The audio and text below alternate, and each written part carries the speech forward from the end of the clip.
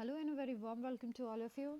This one is the very first class of this session, and I'm going to start from the mid of the syllabus, so that is evolution, right?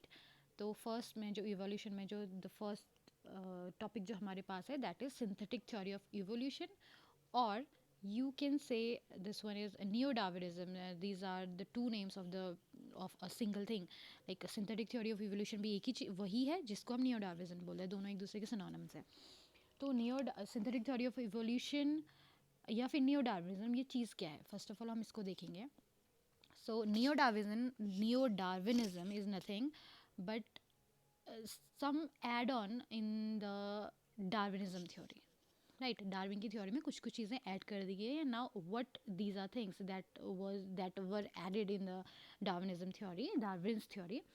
These are, first one is genetics.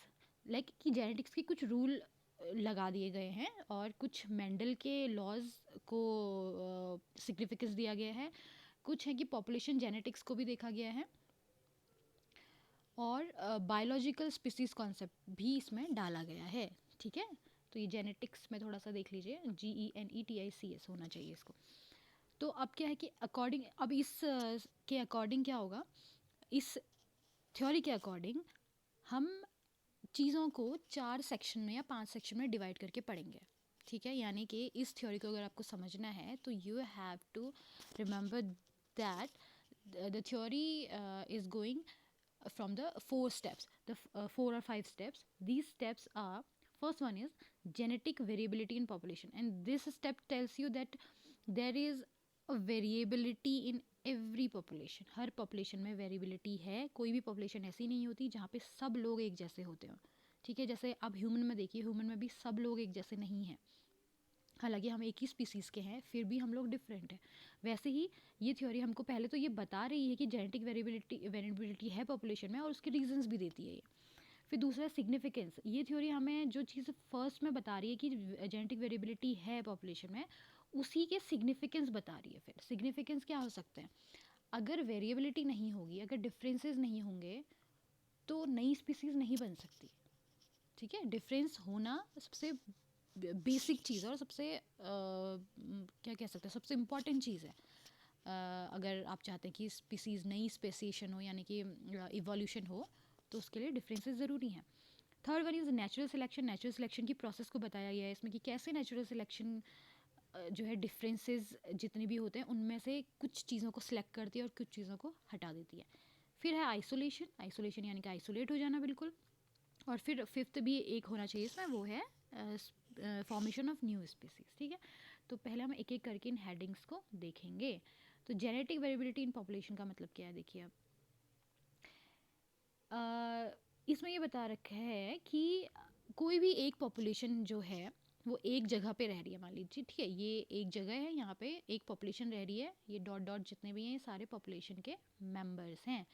तो इन सारी इस population में जितने भी members हैं उनमें genetic variability होगी. Genetic का मतलब सीधे जीन से आ जाता है.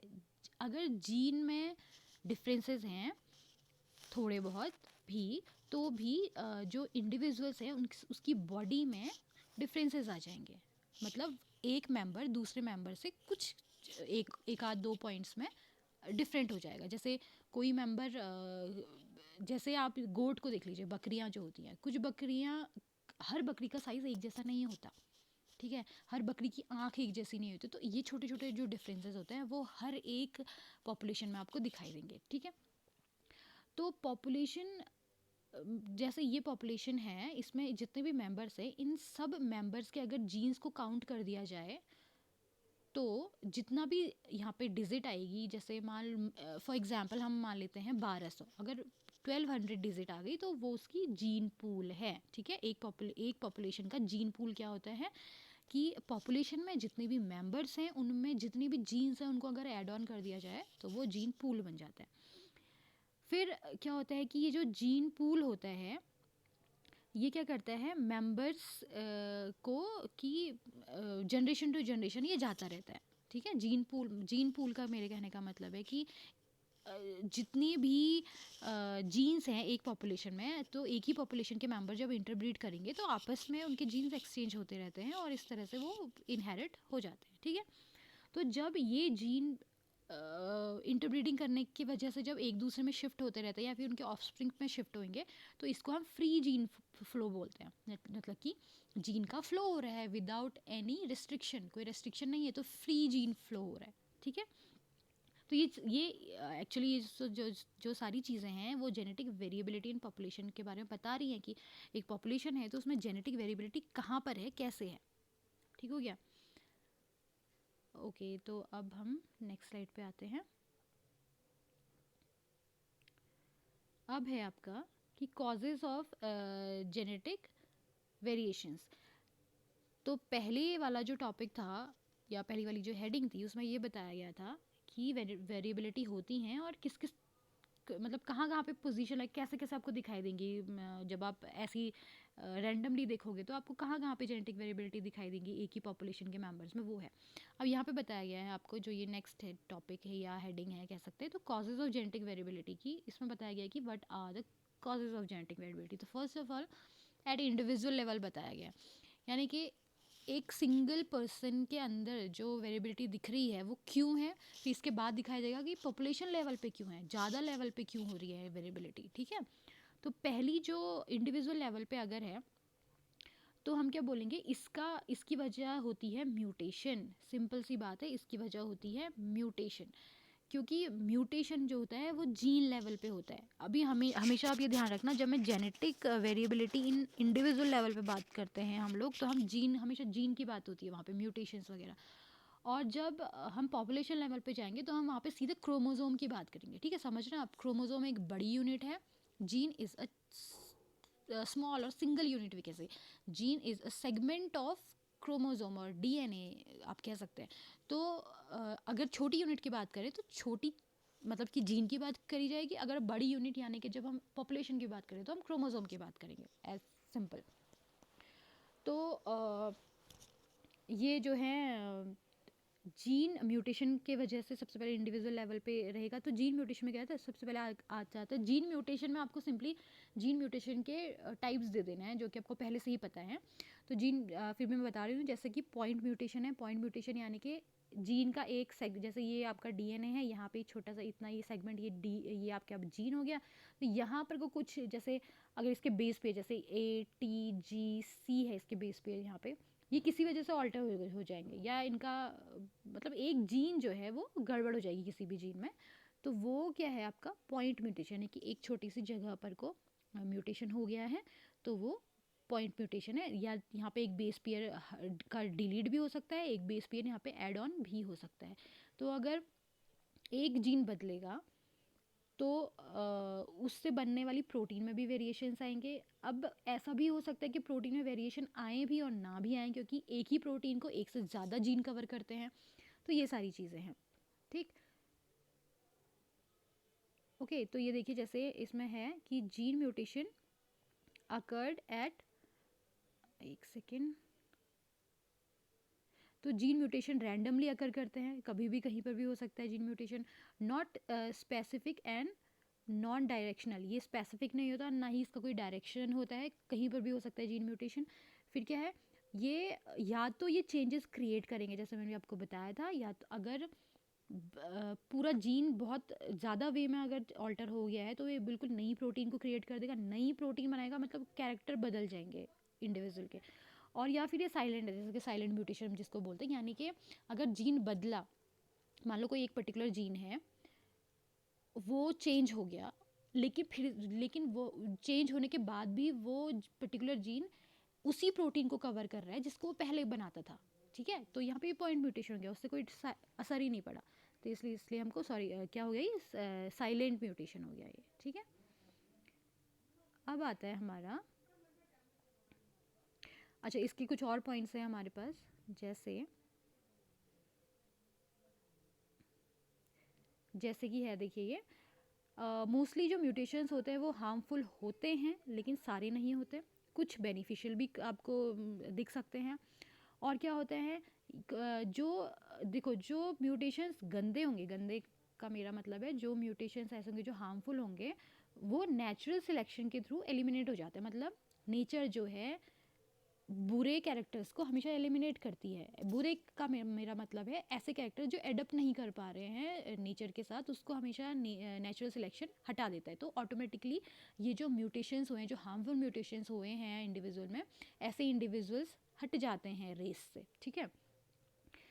फिर है कि वेर एज द बेनिफिशियल, वो जो बेनिफिशियल हैं वो क्या हो जाते हैं, वो सिलेक्ट हो जाते हैं और जीन पूल के थ्रू वो रहते हैं पॉपुलेशन में, ठीक हो गया। अब जो ये होता है म्यूटेशन, वो तो नेचुरली होते हैं या फिर इनको आर्टिफिशियली भी किया जा सकता है, जैसे कि रेडिएशंस कराने की वजह से, केमिकल और ये हाई टेम्परेचर, मतलब कि ये इंड्यूस म्यूटेशन होते हैं। और ऐसे म्यूटेशंस यूजुअली लेबोरेटरीज में किए जाते हैं जब चेकआउट कर रहे होते हैं साइंटिस्ट की अगर जीन को ऐसे ऑल्टर कर दिया जाए तो क्या ये अच्छा इफेक्ट डालेगा या बुरा इफेक्ट डालेगा, मतलब वही बायोलॉजिकली जो भी चीज़ें करते हैं ये लोग वो हैं, ठीक है। फिर है दूसरी वजह क्या, पहली वजह तो हो गई इंडिविजुअल लेवल पे वेरिएशन होने की, पहली वजह हो गई जीन म्यूटेशन। दूसरी वजह होगी मेंडेलियन रिकॉम्बिनेशन ऑफ जीन। देखिए तो इसमें अब आ गया ना, मैंने आपको स्टार्टिंग में ही बताया था, फिर से दिखा देते हैं। ये देखिए ये वाली स्लाइड में, इसमें क्या था मेंडलिज्म के बारे में भी बोला गया था। इसमें कहा था कि मेंडलिज्म, जो मेंडल ने जो थ्योरीज दी थी उसको भी इसमें इंक्लूड किया गया है। तो ये वही चीज़ है। ओके ये आ गया आपका। तो मेंडेलियन रिकॉम्बिनेशन ऑफ जीन। तो मेंडेलियन रिकॉम्बिनेशन क्या है? रिकॉम्बिनेशन का मतलब है कि एक कोई जीन है, वो उसमें कोई म्यूटेशन नहीं हुआ, कुछ ऑल्टरेशन नहीं हुआ, लेकिन वो जीन जो है थोड़ा सा रिकॉम्बिनेशन हो गया उसका, उसमें क्या कहेंगे उसको, थोड़ा सा रिनोवेशन टाइप का हो गया, ठीक है। या आप बिल्कुल समझ जाएंगे अभी। तो ये कैसे हो सकता है? Bye fertilisation.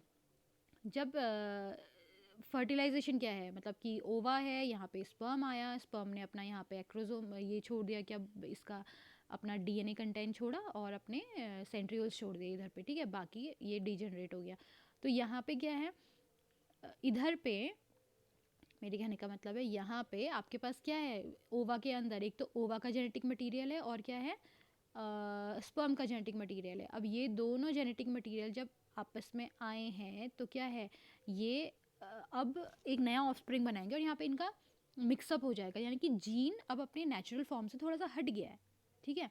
तो ये क्या बना फिर, ये वजह बन गई क्या, एक मेंडेलियन रिकॉम्बिनेशन का एक स्टेप तो ये हो गया, एक हम कह सकते हैं काइंड ऑफ रिकॉम्बिनेशन।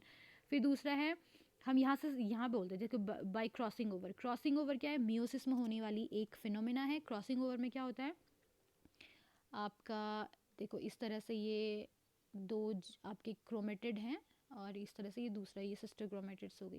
यहाँ पे जब ये बाइवेलेंट बनाते हैं ऐसे, ठीक है, तो यहाँ पे ये टच करते हैं, ठीक है, यहाँ पे इधर पे जहाँ पे टच कर रहे हैं, यहाँ से क्या होता है, यहाँ से इनका बॉन्ड वीक हो जाता है और ये क्या कर लेते हैं, अपना आधा हिस्सा इधर इधर वाले क्रोमोसोम को दे देते हैं और आधा हिस्सा इधर वाले क्रोमोसोम को दे देते हैं। तो ये क्रॉसिंग ओवर है। सिंपली ये सबको पता भी होगा कि क्रॉसिंग ओवर क्या होता है, एक क्रोमेटिड का छोटा सा हिस्सा टूटता है और दूसरे क्रोमेटिड्स के साथ जुड़ जाता है, तो ये क्रॉसिंग ओवर हो गया। और ये थर्ड वाला जो पोर्शन है वो मियोसिस है, और मियोसिस के टाइम पे ही ये सब हो रहा है, क्या क्रॉसिंग ओवर मियोसिस में ही होता है। तो मियोसिस में ये लोग क्या बोल रहे हैं कि that at the time of gamete formation leads to random assortment of maternal and paternal chromosomes in the gametes. Obviously यहाँ पे मियोसिस में क्या है, देखो माइटोसिस जब होता है तो वहाँ पे कभी भी जीन की शफलिंग नहीं हो सकती है, क्योंकि माइटोसिस में दो अलग अलग जगह से जीन आ ही नहीं रहे हैं। माइटोसिस में क्या है, एक ही सेल है, पहली पुरानी सेल वही दो हिस्सों में टूट रही है। लेकिन मियोसिस में क्या होता है, मियोसिस होगी जर्म सेल्स में होगी, खाली सिर्फ गैमेटिक सेल्स में होती है। और वो भी कैसे होती है, जैसे ये गैमेट है, ठीक है, इसका ये क्रोमोसोम ना है। अब जब ये इसका क्रॉस क्या होगा, मियोसिस होगी तो पहले ये दो हिस्सों में टूटेगा, पहले दो हिस्सों में टूटेगा, फिर जो यहाँ पे जो फिर इसमें लेप्टोटीन जाइगोटीन वगैरह सारी कंडीशंस आ जाएंगी, वहीं पर कोई ये सब क्रॉसिंग ओवर वाली भी फिनोमेना होता है। उस टाइम पे भी ये क्या होते हैं, इनकी शफलिंग हो जाती है जीन्स की। फिर जो ये दो यहाँ पे जो बने हैं आपके क्या सेल्स बने हैं, इनका भी डिवीज़न होता है फिर से, ठीक है। तो इतने डिवीज़न हो रहे हैं, सब कुछ हो रहा है, तो ऑब्वियसली जीन कहीं ना कहीं पे उसकी शफलिंग हो जाती है, मतलब उसका रिकॉम्बिनेशन हो जाता है। तो ये हो गए हमारे इंडिविजुअल लेवल पे की वेरिएशंस के कॉजेज़, ठीक। अब आते हैं हमारे हम पॉपुलेशन लेवल पे आते हैं कि पॉपुलेशन लेवल पे क्या होता है। देखो जब हम पॉपुलेशन पे आएंगे हम सीधे क्रोमोसोम की बात करना स्टार्ट कर देंगे, क्योंकि पॉपुलेशन लेवल का मतलब आप समझ रहे हो कि एक इंडिविजुअल में थोड़े बहुत चेंजेस हुए, फिर उस वही इंडिविजुअल अपने ऑफस्प्रिंग में चेंजेस होते रहेंगे, तो पूरी तरह से क्रोमोसोम में ही चेंज हो जाएगा। और ये जो चेंजेस की मैं बात कर रही हूँ, कोई ऐसा नहीं है कि 1-2 साल की बात है, ये ओवर द पीरियड 50-60 साल ऐसे ही करके ही चलता चला जाता है, ठीक है। तो इतने सालों में जो छोटे छोटे चेंजेस इंडिविजुअली करते हैं ऑर्गेनिज्म अपने आप में या उनके उनके बॉडी में होते हैं, वो बाद में परमानेंट होते चले जाते हैं। तो पॉपुलेशन लेवल पे सबसे पहले क्या होगा, जो है कॉज इसका पॉपुलेशन लेवल पे वो है क्रोमोसोमल म्यूटेशन और क्रोमोसोमल एब्रेशंस, ठीक है। तो क्रोमोसोम ये क्या हो गया, क्रोमोसोम के स्ट्रक्चर में चेंज हो जाता है, जैसे changes in number of genes में चेंज आ जाता है, या फिर changes in arrangement of genes, यानी कि इन्वर्जन हो जाएगा, ट्रांसलोकेशन हो जाएगा। इन्वर्जन मतलब समझ रहे हैं आप, जैसे ये है ATGC, ये हो जाएगा, ठीक है। एक क्रोमोसोम के अंदर जो जीन है मतलब मौजूद, उसकी बात चल रही है यहाँ पे। तो ये पूरा का पूरा क्रोमोसोम जो है जीन जो है ये टूटेगा, पहले यहाँ से ब्रेक होगा, यहाँ से ब्रेक होगा अपने क्रोमोसोम से, फिर ये उल्टा हो जाएगा। तो यहाँ पे क्या हो जाएगा, ATGC है ये, तो ये C आ जाएगा, फिर आएगा G, फिर आएगा T, फिर आएगा ये A, तो ये इन्वर्जन है। ट्रांसलोकेशन में क्या होगा, एक जीन टूटेगा अपने क्रोमोसोम से और दूसरे क्रोमोसोम में आके जुड़ जाएगा पूरा, ठीक है। तो ये है क्या क्रोमोसोम लेवल पे कि क्रोमोसोम के abbreviation, changes in structure of chromosome, मतलब आप समझ रहे एक बड़ा सा क्रोमोसोम है, उसके अंदर जीन काफ़ी सारे जीन्स उलट पुलट रहे हैं, तो उसके क्रोमोसोम के स्ट्रक्चर में ही चेंज आ जा रहा है, इस वजह से ये वेरिएशंस आते हैं। फिर दूसरा क्या है, changes in the number of chromosome, यानी कि एक ऑर्गेनिज्म है उसकी सेल्स में मान लो 2 क्रोमोसोम होने चाहिए, दो नहीं 2 कम हो गए, मतलब लाइक 20 क्रोमोसोम होने चाहिए मान लिया जाए। तो क्या होगा कि या तो ये 19 हो जाएंगे, या तो ये फिर 22 हो जाएंगे, ये मतलब जितने होने चाहिए एक नॉर्मल जो स्पीसीज़ है उस स्पीसीज़ में के सेल्स में जितने नंबर ऑफ क्रोमोसोम होने चाहिए थे उससे ज़्यादा या उससे कम हो जाते हैं। तो ये कम ज़्यादा होने की वजह से फिर इंडिविजुअल के प्रोटीन्स अलग अलग टाइप के बनने लगते हैं, और उसका जो स्ट्रक्चर है, जो उसकी बॉडी, वो डिफरेंट होने लग जाती है। डिफरेंट होने लग जाती है तो धीरे धीरे क्या होगा, वो नई स्पीसीज़ बना देगी। तो वही चीज़ यहाँ पे बताई गई है कि अगर क्या होगा कि क्रोमोसोम के नंबर में ही चेंज हो जाएगा, इसको हेट्रोप्लॉइडी बोलते हैं हम लोग। Changes in involving entire set, अगर पूरे सेट में ही चेंज आ रहा है, यानी कि 2n है अगर नंबर, तो वो 3n या 4n हो जा रहा है, तो क्या होगा, अगर एक सेट में कुछ गड़बड़ी हो रही है तो उसको हेप्लॉइडी बोलते हैं। अगर 2n की जगह 3n हो जा रहा है नंबर, 4n 5n हो जाए तो उसको पॉलीप्लॉइडी बोलते हैं। तो पॉलीप्लॉइडी के भी जैसे ट्रिप्लॉइडी होगी, टेट्राप्लॉइडी, पेंटाप्लॉइडी, ये चीज़ें, ठीक है। अब आता है आपका एक सेकेंड, ओके। तो अब ये आता है आपका changes involving in the number of chromosome in one set, यानी कि एक सेट है, यहाँ पे तो क्या था पूरे सेट में चेंज आ रहा था, अब क्या कि ये जो दूसरा वाला सेक्शन है ये बोल रहा है कि एक सेट है क्रोमोसोम का, उस सेट में जितने क्रोमोसोम है उनके उसके नंबर में गड़बड़ हो रहा है। तो देखो यहाँ पे है कि मोनोसोमेटिक, यानी कि अगर 2n है, मान लो 2n नंबर होना चाहिए क्रोमोसोम का, उसमें से एक क्रोमोसोम घट जा रहा है। इसमें तो क्या हुआ था, पूरा सेट ही गड़बड़ था, जैसे कि 2n था तो 2n की जगह पे 3n हो जा रहा था, 4n हो जा रहा था। लेकिन यहाँ पे क्या होगा, इधर पे मोनोसोमेटिक में इधर पे क्या होगा कि 2n था पहले, यानी कि मान लो हमारे पास 20, 2n का मतलब यहाँ पे 20 था, 20 क्रोमोसोम थे, तो यहाँ पर से -1 हो गया, यानी कि 19 ही क्रोमोसोम बचे, तो ये मोनोसोमेटिक हो गया। यानी कि एक क्रोमोसोम के सेट में क्रोमोसोम का नंबर ऊपर नीचे हो जा रहा है, ठीक है। और ये है पॉलीसोमेटिक, पॉलीसोमेटिक में क्या, यानी कि एक या दो क्रोमोसोम उसके बढ़ जाएंगे, ठीक है। ये तो हो गए हमारे कॉजेज।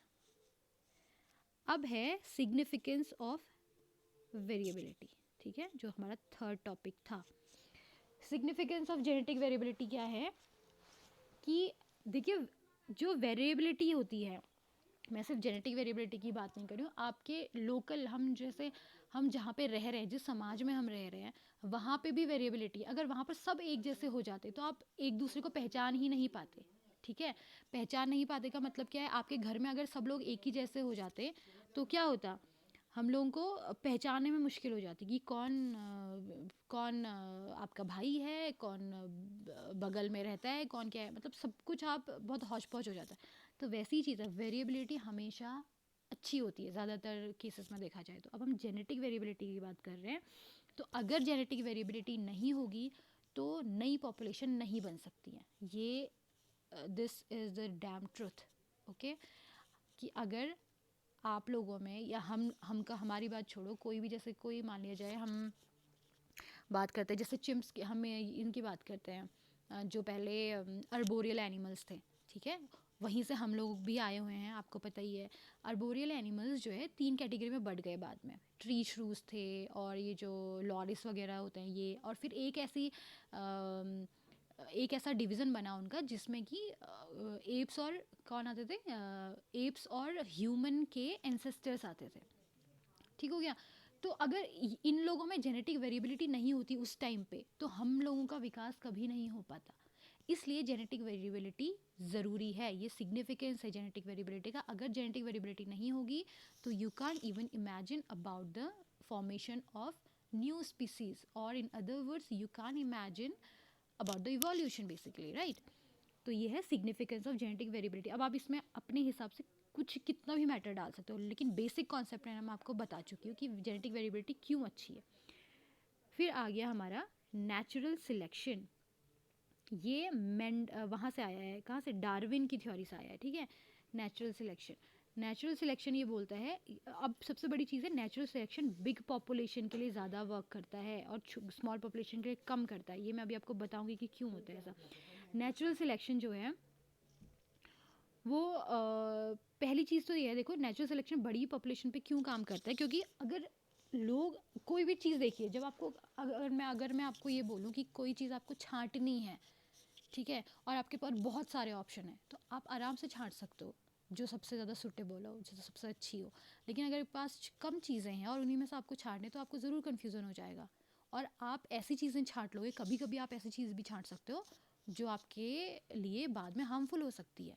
यानी कि अच्छी चीज़ हो सकता है कि आप अच्छी चीज़ भी छांट लो, और हो सकता है कि आप बुरी चीज़ भी छांट लो, तो कुछ नहीं कह सकते। तो लेकिन नेचुरल सिलेक्शन में ज़्यादातर अच्छे कैरेक्टर्स को ही ऐड ऑन किया जाता है। नेचुरल सिलेक्शन एक इन्वायरमेंट की एक ऐसा फोर्स है जो कि इंडिविजुअल्स को उसकी एडेप्टेशन की पावर या एडेप्टेशन की क्वालिटी के हिसाब से उसका सिलेक्शन करती है, ठीक है। जो ऑर्गेनिज्म जितना एडेप्टिव होगा उसका नेचुरल सिलेक्शन के चांसेस उतने ही बढ़ जाएंगे। जैसे आप लोग अपने खुद में भी देखिए, कोविड के टाइम पे बहुत सारे ऐसे लोग थे जिनको कोविड हुआ और वो रिकवर हो गए, यानी कि उनकी इम्यूनिटी अच्छी थी। उनकी इम्यूनिटी अच्छी थी यानी कि मतलब क्या है कि वो नेचर से जल्दी अडप्ट हो सकते थे, इसलिए वो बच गए, इसलिए नेचर ने उनका सिलेक्शन कर लिया। लेकिन जो नहीं कोप अप कर पाए उनकी डेथ हो गई। तो यही नेचुरल सिलेक्शन, और नेचुरल सिलेक्शन पहले भी था, अभी भी है और आगे भी रहेगा, ठीक है। तो नेचुरल सिलेक्शन ये चीज़ है। नेचुरल सिलेक्शन क्या है, कंपटीशन होता है, वो क्या करता है, यस, और नेचुरल सिलेक्शन के साथ एक और चीज़ आप हमेशा ऐड करेंगे, रिप्रोडक्टिव सिलेक्शन। रिप्रोडक्टिव सिलेक्शन का मतलब है कि जिस इंडिविजुअल को नेचर सिलेक्ट करेगी वही इंडिविजुअल रिप्रोडक्शन के लिए भी सूटेबल होगा, और वही इंडिविजुअल जो है रिप्रोडक्टिवली भी उसका सिलेक्शन हो जाएगा। यानी कि देखो, एक चीज़ तो होती है कि एनिमल जो है उसका नेचुरल सिलेक्शन हो गया और वो अपनी डेथ तक जिंदा रहा, खाया पिया, सही हो गया। सिर्फ इतना ही नेचुरल सिलेक्शन नहीं होता है। अगर वो एनिमल इस कैपेबल नहीं था कि वो मेटिंग करके अपने जैसे ऑफस्प्रिंग्स को पैदा कर सके, तो भी उसका नेचुरल सिलेक्शन नहीं हुआ है। इसका मतलब आप समझ रहे हैं कि उसके जीन्स प्रिजर्व नहीं हो पाए हैं। तो इस हिसाब से आप ये कह सकते हो कि वो जो इंडिविजुअल था उसका नेचुरल सिलेक्शन नहीं हुआ है। हालांकि वो अपनी पूरी लाइफ स्पेन पूरी करके गया, फिर भी वो नेचुरली सिलेक्ट नहीं हुआ है क्योंकि वो रिप्रोडक्टिवली सिलेक्ट नहीं हो पाया है। तो नेचुरल सिलेक्शन के साथ रिप्रोडक्टिव सिलेक्शन आपको ऐड ऑन करना पड़ेगा, ठीक है। फिर एक और हेडिंग आती है आपकी जेनेटिक ड्रिफ्ट। ये हमेशा छोटी पॉपुलेशन के लिए यूज़ होता है। छोटी पॉपुलेशन में क्या होता है कि वहाँ पे नेचर को सिलेक्ट करने के लिए बहुत ज़्यादा ऑप्शंस नहीं होते हैं, तो छोटा जो पॉपुलेशन होगा उसमें 3-4, जैसे अभी ये एग्जाम्पल के 3-4 ही हम यहाँ पे मेंबर्स मान करके चलते हैं। तो यहाँ पर क्या होगा कि इनकी जो मीटिंग होगी, इनको मीटिंग करने के लिए अच्छे पार्टनर्स नहीं मिल पाएंगे, और मजबूरी में इनको एक दूसरे के साथ ही, मतलब गंदे कैरेक्टर वाले इंडिविजुअल के साथ ही मीटिंग करनी पड़ेगी। और अगर इनसे कोई ऑफस्प्रिंग पैदा हुए तो उनके पास भी इतने अच्छे कैरेक्टर्स नहीं होंगे। और ये भी हो सकता है कि ये जो इंडिविजुअल्स पहले से ही जो यहाँ पे रह रहे हैं वो खुद में ही उनके पास अच्छे अच्छे कैरेक्टर्स हो, और इनकी मीटिंग होगी तो अच्छे ऑफस्प्रिंग्स पैदा होंगे। अच्छे ऑफस्प्रिंग्स और बुरे ऑफस्प्रिंग्स, मेरा मतलब है उनके जीन्स की, कितना उनके जीन्स एडेप्टिव नेचर के हैं इन्वायरमेंट के साथ, तो वो है। तो यहाँ पे जेनेटिक ड्रिफ्ट में हम कभी नहीं कह सकते कि सिर्फ अच्छे ही कैरेक्टर पिकअप होंगे। यहाँ पे कभी कभी बुरे कैरेक्टर्स भी पिक हो जाते हैं। ये पूरी तरह से रैंडम होता है जेनेटिक ड्रिफ्ट, ठीक है। तो यहाँ पे क्या होता है कि जेनेटिक ड्रिफ्ट हो रहा है, ड्रिफ्ट का मतलब है सडन चेंज, ओके। तो यहाँ पे ये हो सकता है कि अच्छे कैरेक्टर भी चूज़ कर लिए जाए सडनली और बुरे कैरेक्टर भी चूज़ कर लिए जाए सडनली। अब क्योंकि छोटी पॉपुलेशन है, अगर बुरे कैरेक्टर वालों ने मीटिंग कर ली और अच्छे कैरेक्टर वालों को मीटिंग का मौका नहीं मिला, तो बुरे कैरेक्टर वाले ही आगे को बढ़ते चले जाएंगे, अच्छे कैरेक्टर्स की बिल्कुल ख़त्म हो जाएंगे वो, ठीक है। तो ये अचानक से ड्रिफ्ट हो गया, यानी कि छोटी पॉपुलेशन में बुरे कैरेक्टर्स के इंडिविजुअल्स बढ़ गए और और क्या अच्छे कैरेक्टर वाले इंडिविजुअल बिल्कुल डिमिनिश हो गए। और जस्ट इसका उल्टा भी हो सकता है। तो यहाँ पे बेसिकली ड्रिफ्टिंग की बात चल रही कि कुछ जीन्स बिल्कुल ड्रिफ्ट कर जाते हैं, कभी ऊपर तो कभी नीचे, ठीक है। तो ये है जेनेटिक ड्रिफ्ट। अब आता है हमारा, अच्छा, इसके बाद एक और स्लाइड है, शायद मैं उसको ऐड करना भूल गई। जेनेटिक ड्रिफ्ट के बाद जो आपका देखिए, हाँ, नेचुरल सिलेक्शन हमने कर लिया है, हमने जेनेटिक ड्रिफ्ट कर लिया है।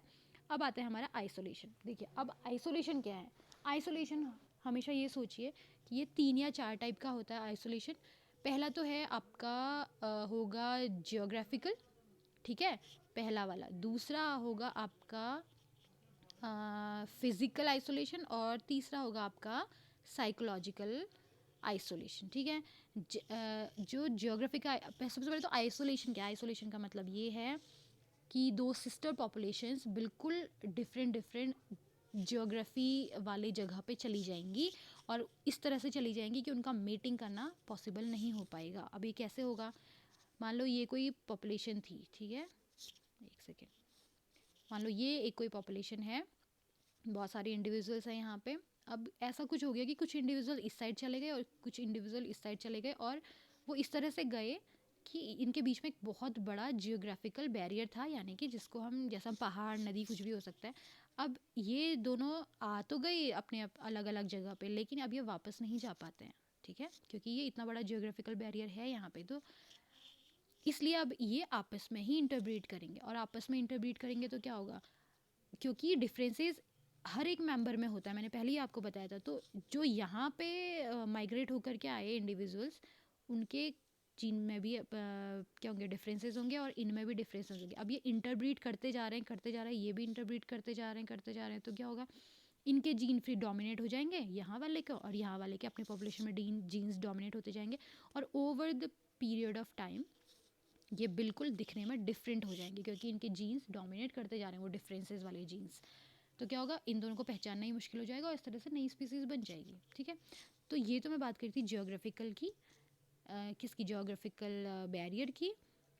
अब जो आता है वो है आपका फिजिकल बैरियर। फिजिकल बैरियर में ऐसा होता है कि दो क्लोजली रिलेटेड स्पीसीज भी साथ में होती हैं, फिर भी वो ना ब्रीड नहीं कर पाती। वो ब्रीड इसलिए नहीं कर पाती क्योंकि उनके जेनेटिक ऑर्गन्स होते हैं, जो मेल और फीमेल जो ऑर्गन्स होते हैं, वो इस तरह से फीजिबल ही नहीं होते हैं कि वो मेटिंग कर पाए, ठीक है। ये सिंपल सी चीज़ है। फिर तीसरा होता है साइकोलॉजिकल।